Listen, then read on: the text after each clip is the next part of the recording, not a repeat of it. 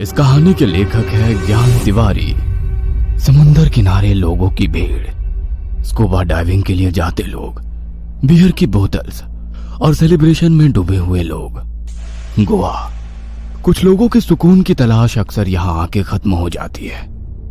यहाँ सुकून की तलाश में आए लोग अक्सर अपने जुनून भी पूरे करते हैं, पर जो आते हैं वो अपने विहंगम दृश्य और वर्तमानों को जीने के लिए, और जो पीछे छूट जाते हैं उसे खंडहर समझकर अनदेखा कर जाते हैं। साउथ गोवा का सेंटोमॉल एरिया, डिमेलो हाउस, जो कि अब एक पुरानी खंडहर विरासत बनकर रह गया है।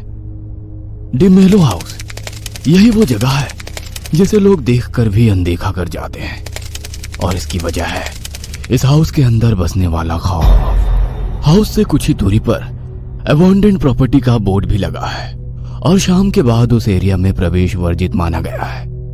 जो जानकार है वो जानते हैं कि उस घर के अंदर कुछ तो ऐसा है जिसने कभी दोबारा उस घर को घर नहीं बनने दिया, पर उस घर का राज सबसे अनजान था। आस पड़ोस के लोग जब भी उस घर के आसपास से गुजरते तो उन्हें अंदर से चीखने, चिल्लाने और चीखों की तोड़ फोड़ की आवाजें आती, जिस वजह से वो वहां कभी दोबारा आने की हिम्मत नहीं करते। पर उस घर का सच अभी भी कोसों दूर था। 2 मंजिला डिमोला हाउस अंदर से एक अलग ही कहानी बयां कर रहा था, जैसे वहां कोई जंग लड़ी गई हो। टूटी दीवारें, फर्शों पर टूटी पड़ी हुई छत, खिड़की दरवाजों की हालत बेहद खस्ता थी। पुराने सोफों पर पड़े हुए कांच के टुकड़े, आधा लटका झूमर। यह घर बस अब एक खंडहर ही था। दीवारों पर अभी भी जमे खून की लिखावट थी, लिव माई हाउस। दिन की गर्मी जितनी बाहर थी उतनी ही आज फिर से उन 2 भाइयों के अंदर थी। दोनों एक दूसरे के सामने गुस्से में तमतमाए बैठे हैं। बीच टेबल पर प्रॉपर्टी के पेपर्स रखे हुए हैं। पिताजी की अचानक मौत के बाद विल बीच में ही अटक गई। तब से एंसेस्ट्रल प्रॉपर्टी को लेकर दोनों भाइयों के बीच झगड़े होते चले आ रहे थे। हर बात की वही बात। तुम ये बात समझता क्यों नहीं पीटर कि वो हिस्सा हमारा है जिसपे तुम अपना जबरदस्ती का हक जमाए बैठा है, इडियट। थॉमस ने ये बात बहुत ही गुस्से में कही थी। उसकी आंखें पीटर से हट नहीं रही थी। पीटर ने भी थॉमस की बात पर पलटवार दिया। वो ऊपर का हिस्सा जो शुरू से मेरा था, और वो दूसरा हिस्सा भी। बकवास बात मत कर मेरे से तू पीटर। ऐसा करके तो तू पूरा का पूरा हाउस हड़प लेगा और मुझे तरसने के लिए छोड़ देगा। कैसा नीच ब्रदर है रे तू पीटर, छी। अरे जा जा, तेरे जैसा ब्रदर होना भी कलंक है, कलंक, समझा? तू भी तो हमारे साथ जालसाजी कर रहा था ना प्रॉपर्टी को लेकर। दोनों में झगड़े की आवाजें इतनी बढ़ गई कि बाहर से निकल रहे पड़ोसी उन्हें सुनते हुए जा रहे थे। वो लोग भी जानते थे कि ये झगड़ा प्रॉपर्टी का है, लेकिन कोई भी उन भाइयों के झगड़े में पड़ना नहीं चाहता था। उस दिन बात इतनी बढ़ गई थी कि थॉमस को लगने लगा था कि अब यह मामला ऐसे नहीं सुलझेगा। उस रात थॉमस अपने कमरे में लेटा हुआ सोच में डूबा था कि तभी उसका दिमाग एक भयानक ख्याल में कौंध उठा। एक पल में आया वो ख्याल थॉमस के लिए आर या पार का निर्णय था। थॉमस उठा और अलमीरा के ड्रॉअर से एक पुरानी कोल्ट गन निकाली और उसमें साइलेंसर फिट किया और ऊपरी हिस्से में पीटर के कमरे की तरफ चल दिया दबे पांव। थॉमस ने सोते हुए पीटर पर उसके दिल के पास 2 शॉट्स फायर किए और किस्सा वहीं खत्म कर दिया। पीटर हल्का छटपटाया और फिर शांत पड़ गया। गहरी रात का फायदा उठाकर थॉमस ने पीटर की लाश को बिस्तर से नीचे घसीटा और एक बोरे में बांधकर बाहर गार्डन की ओर खींच लाया। थॉमस ने पहले तो काफी देर तक गार्डन की जमीन को खोदा और फिर पीटर की लाश को बोरे से बाहर निकालकर खोदे हुए गड्ढे में फेंक दिया। लाश को दफनाने के बाद थॉमस ने इधर उधर देखा और फिर दबे पांव अंदर चला गया। पीटर को मारने के बाद थॉमस आज 5वें दिन भी घर से बाहर नहीं निकला था। उसे यह डर सता रहा था कि कहीं वो बाहर निकला और किसी ने उससे सवाल कर लिया कि उसका भाई पीटर कहाँ है, तो वो क्या जवाब देगा। इन्हीं सब सवालों से बचने के लिए थॉमस ने अपने आप को घर में बंद कर लिया था। पर जब घर काटने को दौड़ पड़ा तो थॉमस ने बाहर निकलने की हिम्मत करी और बाहर निकलकर उसी जगह खड़ा हो गया जहां उसने पीटर की लाश को दफनाया था। थॉमस बहुत देर तक उस जगह को घूरता रहा कि तभी उसे एक आवाज आई। एक पड़ोसी थे जिन्होंने थॉमस को आवाज लगाई थी। ओ थॉमस मैन, कैसा है तू? थॉमस ने सकोचते हुए जवाब दिया, गुड डिसूजा अंकल। क्या बात है थॉमस, इधर बहुत दिन से तुम दोनों भाइयों के झगड़े का आवाज नहीं आया। वो तेरा छोटा भाई पीटर किधर है? पीटर का नाम सुनते ही थॉमस के होश उड़ गए। वह कुछ समझ नहीं पाया कि वो अंकल को क्या जवाब दे कि इतने में अंकल ने दोबारा टोका, थॉमस, पीटर किधर है? थॉमस ने इस बार तुरंत जवाब दिया, पीटर अपना हिस्सा लेकर दूसरा शहर चला गया, वहाँ दूसरा काम धंधा करने को अंकल। थॉमस के मुंह से ऐसा जवाब सुनकर अंकल वहां से अजीब सा मुंह बनाकर चले गए। और उसके बाद थॉमस ने इसी झूठ को एक सच बनाकर लोगों के सामने यही कहानी रख दी।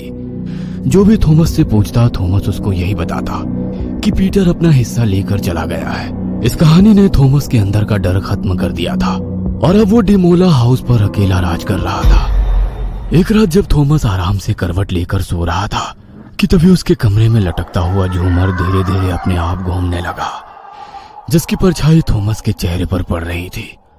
थॉमस एक करवट लेकर सीधा लेटा और झूमर एकदम स्थिर हो गया। झूमर में लगे छोटे बल्ब एक दूसरे से टकराकर बजने लगे, जिससे थॉमस की आंख खुल गई। थॉमस आधी नींद में उठा, उसे बेचैनी महसूस हो रही थी। थॉमस उठा और घर के बाहर ताजी हवा लेने निकल गया। उसने सिगार जलाई और फूंकने लगा। फूंकते फूंकते उसकी नजर लाश दफनाई हुई जगह पर गई और वो खुद से बोला, और ब्रदर पीटर, कैसा लग रहा है खुद की प्रॉपर्टी पर ऐसा मस्त सोना? हाँ? इतना बोलकर थॉमस जोर जोर से हंसने लगा और वापस घर के अंदर चला गया। वो अंदर गया ही था कि तभी थॉमस को किसी कुत्ते की भौंकने की आवाज आई। थॉमस ने पलटकर देखा तो गेट के बाहर एक कुत्ता, जिसकी नजरें उसी जगह थी जहां पीटर की लाश दफन थी, वो उसी तरफ देखकर भौंके जा रहा था। थॉमस को यह देखकर अजीब लगा, पर वो ये सब नजरअंदाज करके चल दिया सोने। अचानक से बहुत सारे कौवे लाश दफनाई हुई जगह पर मंडराने लग जाते हैं और फिर एक साथ अचानक से दिशा बदलकर दूसरी ओर उड़ जाते हैं। उनके उड़ते ही दफनाई हुई जगह पे पड़ी हुई मिट्टी हट जाती है और सड़ा हुआ हाथ बाहर आ जाता है। थॉमस जब सुबह सो के उठा तो सामने का नजारा देखकर उसकी आंखें फटी की फटी रह गई। अपने सामने जो थॉमस ने देखा वो हैरान कर देने वाला था। सामने दीवारों पे खून से लिखा था, live my house else die. ये नोट पढ़ते ही थॉमस के होश उड़ गए, क्योंकि शब्दों की लिखावट बिल्कुल पीटर की लिखावट जैसी थी। सिर्फ दीवारें ही नहीं पूती थी, घर का सामान भी उलट पुलट था। जिस कमरे में थॉमस गया उस कमरे का हाल बर्बाद था। सारे सामान अपनी जगह से हटे थे। थॉमस जीने चढ़ के पीटर के कमरे की तरफ बढ़ता है। जैसे ही थॉमस पीटर के कमरे में घुसा, वो और दंग रह गया। कमरे की लाइट्स, फैन और सारे स्विचेस ऑन थे। उसे कमरे में किसी के होने का आभास हो रहा था। थॉमस को ऐसा लग रहा था जैसे कोई उसके आसपास खड़ा हो कि तभी उसके कानों में एक आवाज आई, बिल्कुल ठंडी हवा के झोंके जैसी, जैसे मुर्दा पीटर बोल रहा हो, I am here to claim my property brother Thomas. Thomas भाग खड़ा हुआ और नीचे जाके अपने कमरे में दुबक के बैठ गया। आवाज फिर आई, क्या हुआ तुमको ब्रदर? तुम डरा सहमा सा क्यों है? तुमने तो मुझे मेरा हिस्सा दे के भेज दिया था ना दूसरा शहर, पर तुम मुझे मेरा हिस्सा नहीं दिया। ये डिमेलो हाउस पूरा मेरा है और मैं अपना जायदाद लेने माफिक वापस आया है अपनी कब्र से। आवाज पीछे से आई थी। थॉमस ने डरते डरते पीछे देखा तो वो चीख पड़ा। आईने के इस पार तो थॉमस खड़ा था, पर आईने में प्रतिरूप था पीटर का। सड़ा गला शरीर, छाती पर उन्हीं 2 गोलियों के निशान जो थॉमस ने उस रात पीटर को मारी थी। दोनों भाई आज एक आईने के आर पार थे। उसके बाद पीटर जोर जोर से आईने से बाहर निकलने के लिए हाथ चलाने लगा। शाम हो गई। थॉमस उसे छटपटाते हुए देख रहा था। थॉमस रोते रोते अपने गुनाह की माफी मांग रहा था। Sorry brother, sorry brother, sorry brother. आधी रात का वक्त। थॉमस बड़बड़ाते सो गया था। आईने से आवाज आनी भी बंद हो गई। अब पीटर उस आईने के अंदर नहीं था। घड़ी में 3 बजने से 3 बार घंटे की आवाज हुई तो थॉमस डरता डरता उठा। Peter sorry, Peter sorry. Thomas घबराया हुआ था, इतना कि उसे हर जगह पीटर दिखने लगा और इस बार पीटर ठीक उसके बगल में बैठा था।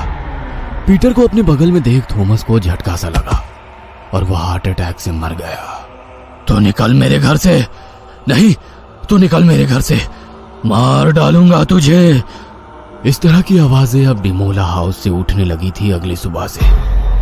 पड़ोस के लोग अंदर गए तो थॉमस को मरा हुआ पाया, लेकिन आवाजें दोनों भाइयों के घर में से उठ रही थी जिनमें गुस्सा भरा था। उसके बाद से कोई भी उस घर के अंदर नहीं गया। लोगों ने डिमोला हाउस को